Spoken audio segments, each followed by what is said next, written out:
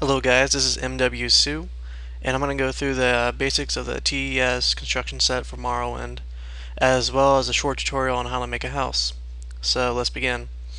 So you see I've opened the Construction Set program, and you'll come to the screen where you have three windows. First window is your object window, and this is pretty much every single aspect of the game that you can put into the render screen, which is the second window here, which is what it will look like in game. And your last window is your cell view, and this is just every location in the game plotted on a vector coordinate system. So that being said, let's go ahead and start making our mod or our house. So I'm just gonna do this as just as Morrowind. If you want to add something, pertaining to Tribunal or Blood Moon, you can double click on those and they'll add them to the game. But we just want to, for just simplicity's sake, we just want to build a basic house, so we just want to use Morrowind. These plugin files over here are just other mods that I've either made or downloaded, so we don't have to worry about that. So let's let it load. Give it some time.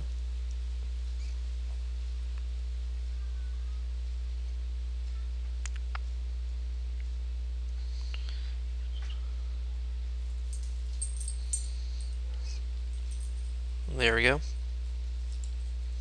Okay. So now we want to add a house, and unlike other tutorials, they'll make a shack or something. But I'm gonna go through a halalu style house, something like Balmora. Those are a little bit more difficult to make for a beginner, but I'll go through step by step on how to make one. So first off, let's see what's a good location we can put our house at. Or what is a good location to place our house. So we load up Balmora. Now on our render screen, you can see we have a nice bird's eye view of the city.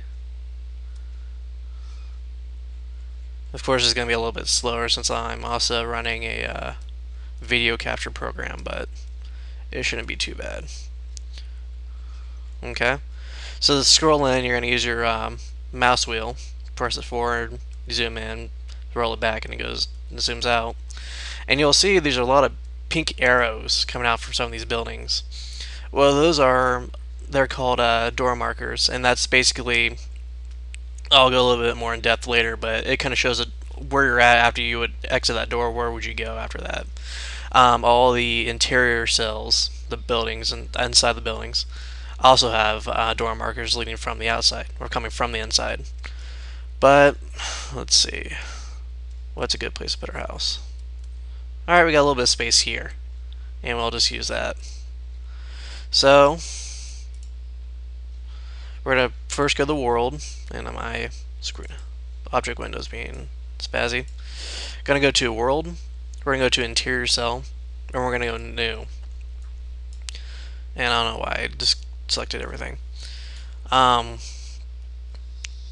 So in game, if you were to highlight a door, you would see it as Balmora, comma, then whatever interior, what's the name of the person in the house, and house.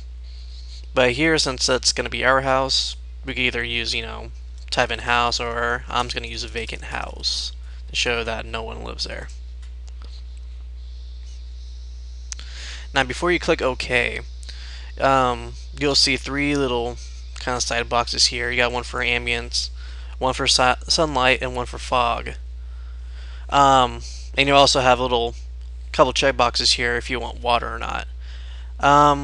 You don't really want water for a house unless you're making some, huge manor that has some, kind of arbitorium or something in there, but that's besides the point. Also, we have the checkbox that says illegal to sleep here. If this wasn't a vacant house, say we're making like a merchant's house or someone else's house, we could click that box and you couldn't sleep there at all. You get caught by a guard, sleep in the bed, you'll get, a fine. But since this is our house, we want to keep that unchecked. But most importantly would be the sunlight. because you'll make this, if you don't play with this on light here, you'll make this house you'll think you have, such nice lighting. Then you go to the game and everything's bright. Well, it's pretty much, say like paper walls and all the sunlight's pouring through it, so it's blinding you when you go inside. So you want to change it to a more realistic indoor setting, which is generally 70 for red, 40 for green, and about 10 for blue. It makes it a little bit darker. It gives a little kind of a brown tint, kind of a color of the walls, and makes it a little bit more realistic. So we're going to click OK.